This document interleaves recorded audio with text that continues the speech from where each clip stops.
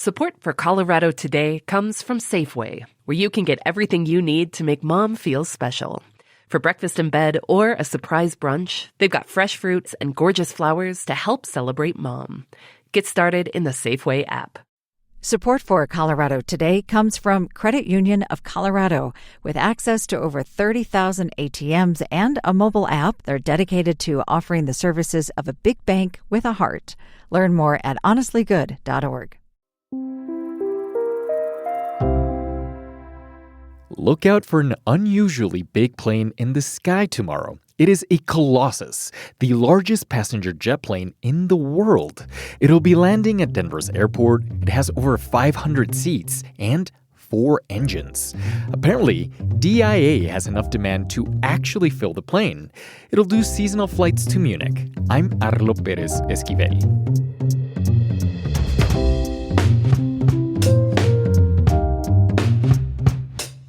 Coming up, 100 people arrested at a nightclub in Colorado Springs. Really, these are just immigration enforcement actions meant to get as many people as possible into deportation proceedings. What this big immigration raid teaches us. Then, have you noticed rents are going down? Tenants can negotiate now, which is different than it was before. Plus, when Saigon fell 50 years ago, it led to the foundation of Vietnamese communities in Denver. In here, they got more chances and opportunities to do better than our generations. You'll hear about the changes happening now in our local Little Saigon. It is Tuesday, April 29th. Here's the news in Colorado today.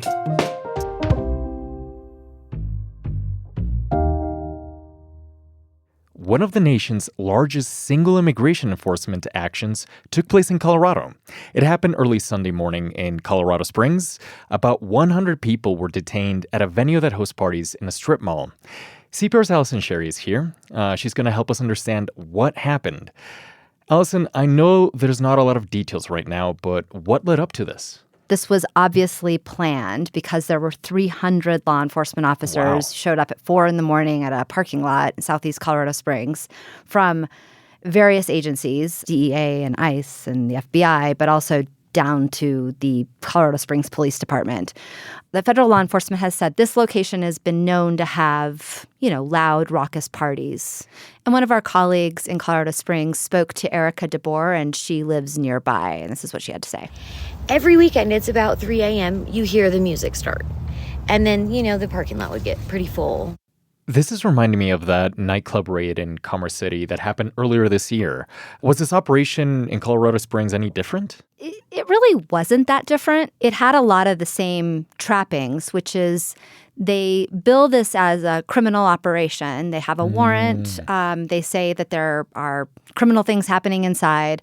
But then, so far, no criminal charges have been filed. In the raid in the Commerce City nightclub, no criminal charges were ever filed. Everybody was turned over to ICE. These are just immigration enforcement actions meant to get as many people as possible into deportation proceedings. But the one thing that is different about this, it's got a little element to it, is that there were about a dozen people inside this party who were active duty military at the Fort Carson Army base in Colorado Springs. And we have confirmation from the Army about that and has said that they're going to deal with them individually in the Army Criminal Investigations Division. And then who was taken into custody? Well, 100 people who were undocumented, according to the DEA, and they've all been turned over to ICE. Then what happens to them now? Well, we don't know exactly because we don't exactly know who all of these people are. We know that 2 people inside the club had existing warrants. The DEA also said that they were gang members and they were members of Tren de Aragua or MS-13. So I don't think they were all Venezuelans, but they haven't given us any list of any of these people. They're probably at the Immigration Detention Center right now in Aurora, and they'll go into deportation proceedings. In the first raid, similar to this, much smaller in size, by the way, we know that some of those people have ended up fighting those cases, saying they aren't Tren de Aragua, they just had a clock tattoo, or they're not Tren de Aragua, they were actually running from Tren de Aragua. In fact, one of the guys at that raid has now got a case that's going all the way up to the 10th Circuit Court.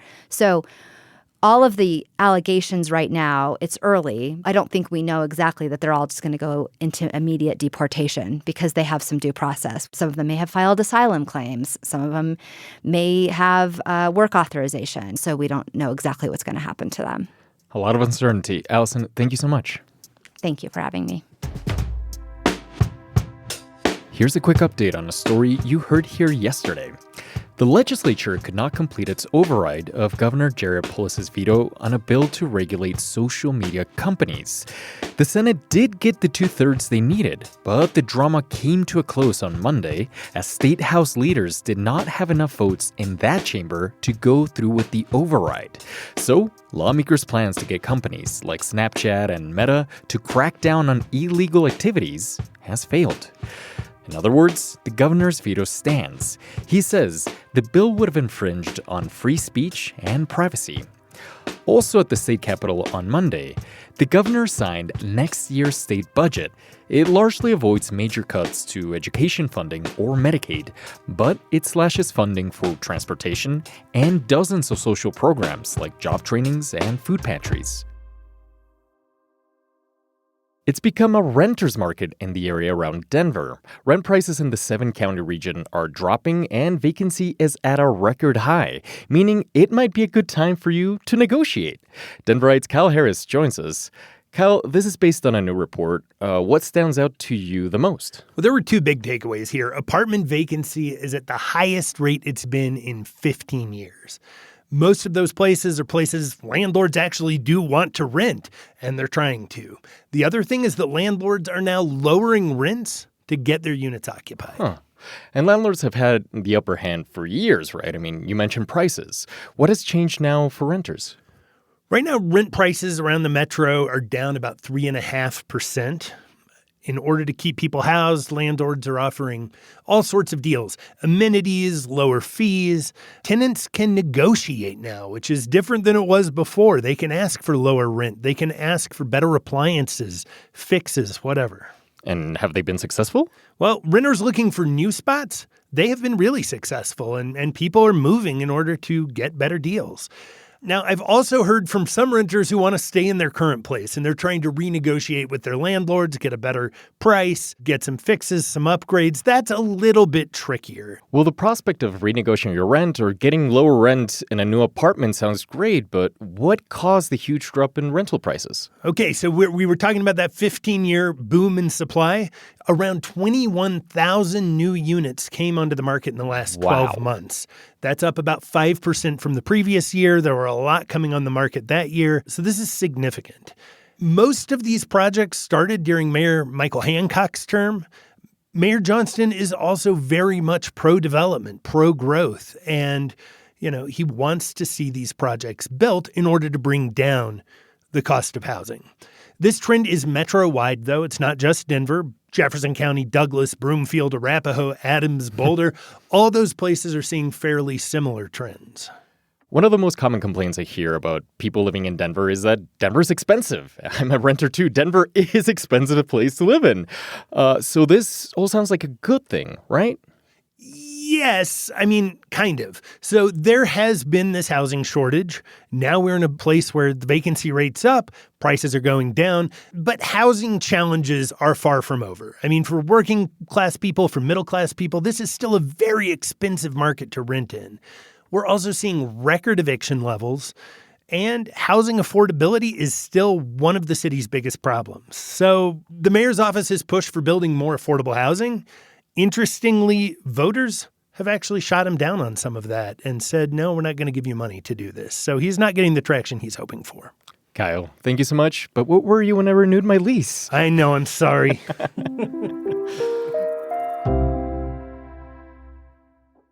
Thousands of Vietnamese people settled in Colorado after the fall of Saigon, which happened 50 years ago tomorrow. Over the years, they've built up a community in a part of Denver known as Little Saigon. But many of the original owners of the small businesses are wondering about the future of the area. Bozzy spoke with Denverite's Paolo Shalzada about the generational changes happening. Paolo, for those who haven't been, can you describe it? Yeah, the Little Saigon Business District is a stretch of Federal Boulevard in West Denver where nearly all of the businesses are either locally owned or immigrant owned. The center of it is the Far East Shopping Center, a plaza that has become a hub of Asian culture. It was founded in 1988 by a family of immigrants who fled Vietnam during the Vietnam War. Mimi Luong is the eldest daughter of those founders. I grew up basically running around that plaza with my siblings and cousins. The family-run businesses in the plaza specialize in Asian goods or services, largely Vietnamese. Some grocery stores even import directly from Vietnam. Luong's family owns the Trong An gift shop. As a young adult, she decided to help her mom run the business, but she's not confident any of her children will want to follow in her footsteps. If they want to help me, they can. But, I don't know what the lifespan of a gift shop would be, like especially a mom and pop gift shop. And our gift shop faces the challenge of being compared to Amazon, Temu. You can buy stuff on Walmart.com, Target. It's really hard, So the gift shop will be around for as long as Luong can keep it competitive and keep it afloat. What about other businesses? If this area came up in the late 80s, then many of the founders must be reaching retirement age by now. Yeah, and not all of them have children who are willing to take over. Luong's sister, for example, her name is Cece Straubing, and when she was a kid, she knew that running the family business wasn't exactly for her. All of my friends were getting together on the weekends, but then I was stuck at the store, and I think I felt like I was losing out on the typical American childhood. Straubing left the gift shop to go work in the world of architecture. She's now a mom herself, and she told me that in hindsight, she now appreciates how hard her parents worked for her. They did that just so I could live that American dream. Living the dream, getting something even better is what most immigrants want for their kids and often why they come here. Yeah, and that's definitely the case in Little Saigon. The owners of Tan Thai Alteration Store specialize in Vietnamese formal wear made of fine silk. Nhang Nho told me he does not expect his two daughters to take over the business. I think that their freedom is more important than us. If they want to follow this thing, we'll be happy.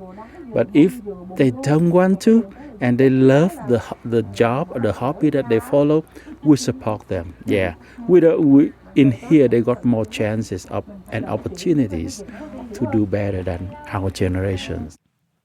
So it sounds like it's not known how much longer, how many more years Little Saigon can remain this truly authentic cultural hub if families can't keep running their small businesses. Well, there's that, but for some, it doesn't need to be this bastion of authenticity. I spoke with Duc Nguyen, whose family owns a popular bakery in Little Saigon. Authenticity, he says, is in the eye of the beholder. He pointed out that half the ingredients in Vietnamese banh mi sandwiches are French.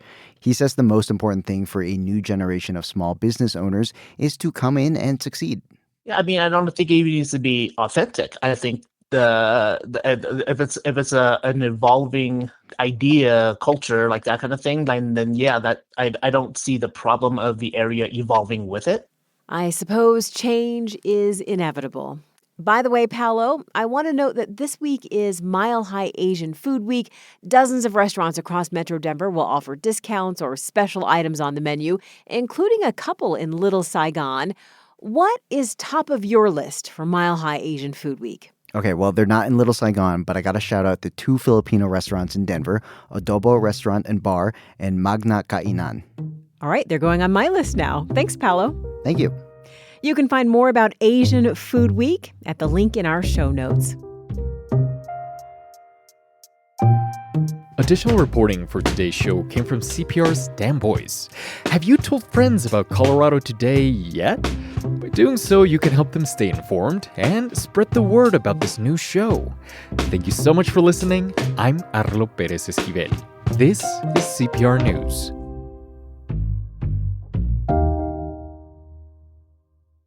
Support for Colorado Today comes from Credit Union of Colorado. With access to over 30,000 ATMs and a mobile app, they're dedicated to offering the services of a big bank with a heart. Learn more at honestlygood.org. Support for Colorado Today comes from Safeway, where teachers can save 5% every day. Download the Safeway app and verify your teacher status for exclusive offers and discounts. Get started at Safeway.com or in the Safeway app.